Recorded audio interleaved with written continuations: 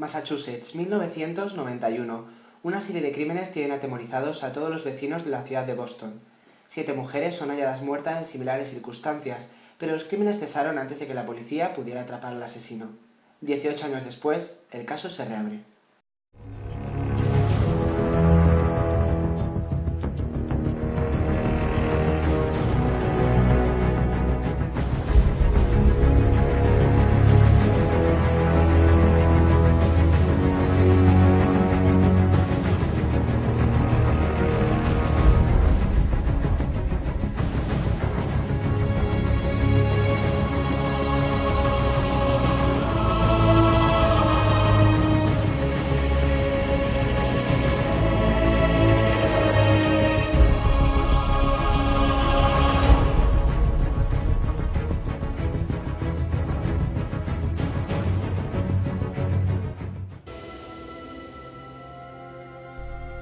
Shakespeare escribió una vez: no hay nada tan común como el deseo de ser elogiado.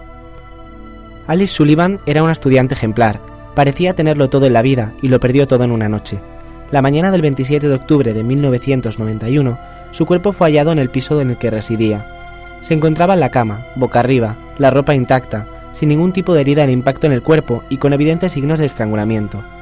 Pero hubo algo que llamó la atención de los investigadores. La víctima se hallaba atada de pies y manos con un nudo bastante complejo. Una sopa de letras compartía la cama con ella. Esta no era la primera vez que los investigadores veían algo parecido. 6 semanas antes, en la misma localidad, otro cuerpo había sido hallado en idénticas circunstancias.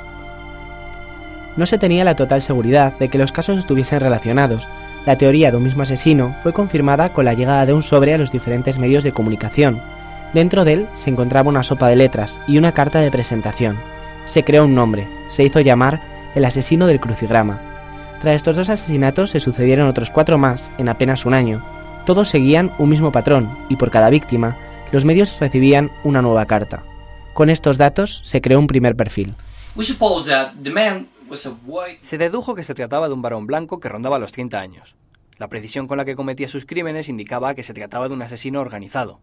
Esto, unido al nudo que utilizaba a modo de firma, dejó entrever un posible pasado militar. La cerradura no estaba forzada, lo que nos llevó a pensar que la víctima conocía a su agresor, y que la ropa que llevaba la víctima permaneciese intacta descartaba la posibilidad de un asesino que se moviese por impulsos sexuales. Nos encontrábamos ante un psicópata, lo que no permitía entender por qué dejó de matar. Hubo varias hipótesis acerca de su desaparición. Lo más probable es que hubiera muerto, pues es la única explicación lógica por la que un psicópata compulsivo dejaría de matar. Otra teoría es que permaneciese en la cárcel, acusado de otros crímenes. Por último, se planteó que se hubiese mudado y estuviese actuando en otro país o ciudad. Esta última teoría se desechó enseguida, tras haber comprobado las bases de datos de las diferentes agencias de investigación, tanto europeas como del FBI.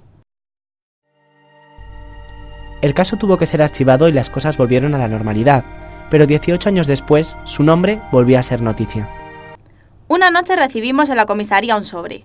Cuando lo abrimos, no podíamos dar crédito a lo que teníamos delante. El asesino del crucigrama había vuelto a las andadas. Otra vez, una sopa de letras volvía a inquietar a los investigadores.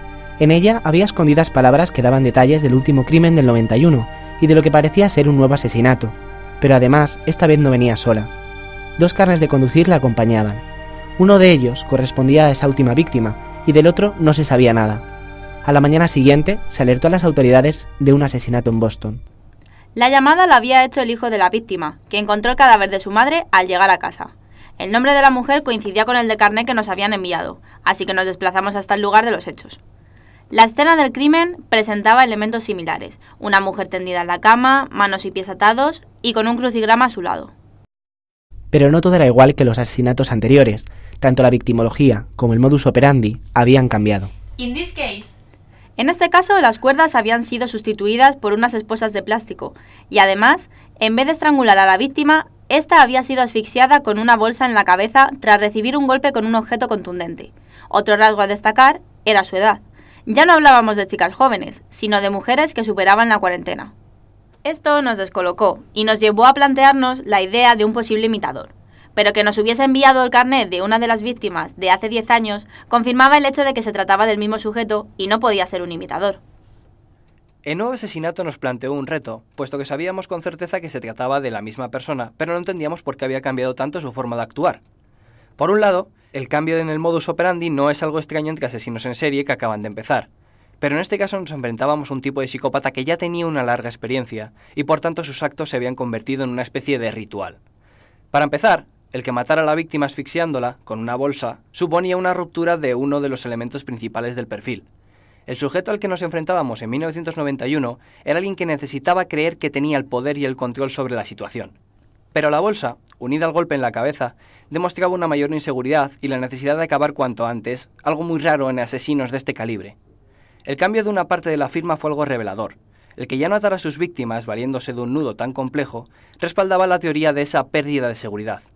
Pero la otra parte de la firma se mantenía constante. La prensa también volvió a recibir noticias suyas, con una carta en la que se atribuía la autoría del crimen y con la misma sopa de letras que había recibido la policía el día anterior.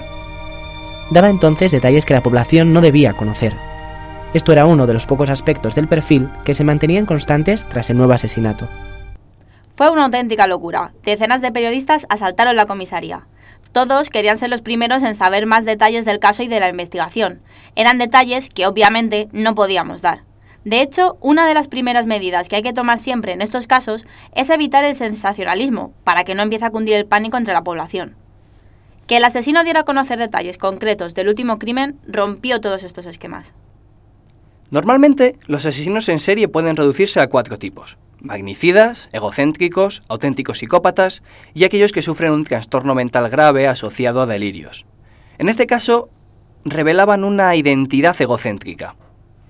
La carta enviada a la policía estaba planteada como un reto, un juego en el que el sujeto quería demostrar su superioridad. El hecho de que el asesino enviara otra carta a la prensa quiere decir que estaba obsesionado con el reconocimiento.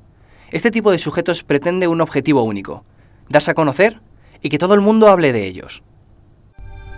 Lo único que no varió en la conducta del sujeto fue el envío de cartas, pero como los nuevos datos no concordaban con lo planteado en los 90, los investigadores se vieron obligados a actualizar el perfil criminal que hasta entonces se tenía del asesino. Con la nueva victimología y el cambio en el modus operandi, no podíamos mantener el mismo perfil. Es cierto que el patrón del envío de cartas seguirá inalterable, pero todo lo demás planteaba un nuevo desafío. Ya habíamos descartado la idea del imitador, por lo que era imposible entender desde una perspectiva lógica ese cambio tan drástico. Hablábamos de un asesino egocéntrico que buscaba siempre la posición dominante, ejerciendo poder y control sobre sus víctimas. Este tipo de sujetos, al igual que él hacía en 1991, no tienen prisa por acabar el crimen. Disfruta cada segundo de lo que está haciendo. Sin embargo, en el último caso, el asesino se comportó de manera más impulsiva, como si pretendiese acabar cuanto antes. Esos nudos tan complejos se vieron reducidos a algo tan simple como unas esposas de plástico, una manera mucho más rápida y efectiva a la hora de inmovilizar a sus víctimas. Eso significaba una pérdida de parte de su firma, de una parte de su seña de identidad. Por otro lado se encontraba la bolsa de plástico. A las víctimas de 1991, el sujeto las había estrangulado con sus propias manos. Hay quien dice que de esa forma el asesino puede sentir cómo la vida abandona el cuerpo de su víctima, entendiendo esto como la necesidad de un control máximo sobre ella. Pero al ahogarlas con una bolsa en la cabeza, representa una pérdida de seguridad, como si él ya no fuera capaz de matar con sus propias manos. Por último, el golpe en la cabeza. La necesidad de que sus víctimas estuvieran aturdidas y así no pudiesen defenderse ni oponer resistencia alguna, esto también implica un aumento de la violencia, como si guardase rencor por algo. ¿Por qué anteponía ahora la eficacia a su satisfacción personal? ¿Por qué hacer todo tan rápido? Este modo de actuación se encuentra asociado generalmente a mujeres, en las que la inseguridad y la prioridad por la eficacia se deben a una inferioridad respecto a la fuerza física. Sin embargo, todo lo ocurrido en 1991 nos decía que indudablemente tenía que tratarse de un hombre. Llegados a este punto, la única conclusión posible era que durante el tiempo que permaneció inactivo hubiese sufrido un accidente que le hubiese provocado algún tipo de discapacidad física. Si esto se confirmaba, el motivo del cambio en el modus operandi era ya evidente. Su discapacidad física y la inseguridad que ésta le había provocado era lo que le llevó a sacrificar el poder por la eficacia, a cambiar los complicados nudos por esposas y a utilizar una bolsa de plástico en lugar de sus propias manos para matar a las víctimas. El trabajo de los investigadores comenzaba a dar sus frutos. Sin embargo, todavía quedaba una pregunta en el aire. ¿A qué se debía el cambio en la edad de las víctimas? En cuanto a la victimología, la única hipótesis posible de un cambio tan radical era que tanto el tipo de víctima como el asesino y los gustos de éste hubieran evolucionado a medida que pasa el tiempo. Esto no coadgaba con nuestro sujeto, puesto que tenía un ritual establecido. Con esta forma de actuación, este tipo de asesinos pretenden crearse la ilusión de que están matando a la misma persona de forma reiterada. A pesar de no encontrar una solución adecuada para este último problema, el equipo de investigación elaboró el nuevo perfil criminal que después sería enviado a la policía. Buscamos a un hombre de raza blanca, de entre 40 y 50 años con algún tipo de incapacidad física provocada por un accidente. Es alguien que necesita mantener un control estricto de su vida, basado en rutinas. Puede parecer alguien normal, educado con los demás, pero que se altera con facilidad. La escena del crimen nos habla de un asesino organizado, no deja huellas y sus actos requieren planificación, lo que da a entender un posible pasado militar. El tipo de agresión daba a conocer a un asesino expresivo e impulsivo. Este tipo de asesinos están relacionados con antecedentes de delitos violentos, sexuales o contra la seguridad del tráfico. El perfil geográfico delimitaba su zona de actuación a la ciudad de Boston, por lo que podría residir allí. El hecho de que envíe cartas a la prensa nos lleva a la conclusión de que es alguien obsesionado con las noticias, posiblemente suscrito a diferentes periódicos o medios de comunicación. La búsqueda de poder por parte de algunos asesinos suele venir derivada de algún tipo de trauma infantil relacionado con maltratos físicos, sexuales, la pérdida de alguno de los progenitores o incluso de ambos, habiendo sido criado en un orfanato. La investigación se centró en un primer momento en buscar algún nexo de unión entre todas las víctimas. Aparentemente no había ninguno, salvo su perfil geográfico.